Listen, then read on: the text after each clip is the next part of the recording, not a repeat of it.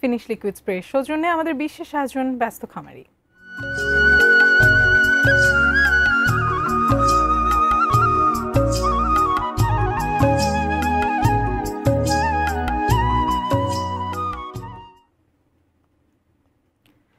কোরবানির পশুর যত্নে ব্যস্ত ভৈরবের খামারিরা।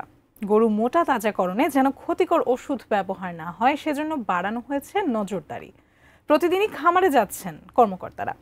ভৈরব প্রতিনিধি মোহাম্মদ তুহিন মোল্লার পাঠানো তথ্য ছবিতে দেখুন ডেস্ক রিপোর্ট। ভৈরবের খামারে খামারে গরু মোটা তাজাকরণের ব্যস্ততা। কোরবানির বাজার ধরতে পশুর যত্নে দম ফেলার ফুরসত নেই খামারিদের। গত বছর দাম কমে যাওয়ায় অনেক গরু অবিক্রিত থেকে যায়। সেই সব গরু পরে স্থানীয় হাট বাজারে কসাইদের কাছে কম দামে বিক্রি করতে বাধ্য হন ভৈরবের খামারিরা। ক্ষতি পুষিয়ে নিতে এবার আগে থেকেই নিবিড় যত্নে রাখা হয়েছে কোরবানির পশুগুলোকে। খামারিরা জানান, সাধারণত গরুকে তাজা ও সুস্থ রাখতে খড়, ঘাস ও ভুসি সহ পুষ্টিকর খাবার দেওয়া হয়। পশু চিকিৎসকদের পরামর্শে ভিটামিন ও রোগের ওষুধ খাওয়ানো হলেও কোনো স্টেরয়েড ব্যবহার করা হচ্ছে না।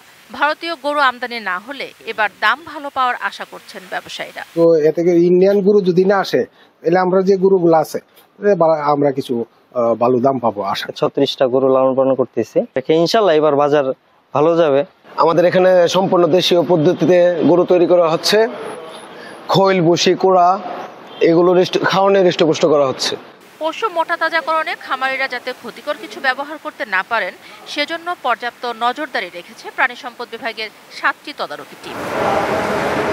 কোরবানি উপলক্ষে গরু মোটা তাজাকরণ একটি লাভজনক ও মৌসুমী ব্যবসা। এবার ভৈরবে ব্যাপক হারে এই প্রক্রিয়া চলছে বলে জানায় প্রাণী সম্পদ বিভাগ। গবাদি পশুগুলি আমরা সম্পূর্ণভাবে স্টেরয়েড মুক্ত জৈবিক ঘাস, ভুসি, খৈল এবং রেডি ফিড দিয়ে আমরা নিয়মিত তৈরি করতেছি। আশা করতেছি সামনের কোরবানিতে আমরা 25,000 গরু বিভিন্ন জেলায় সরবরাহ করতে পারবো।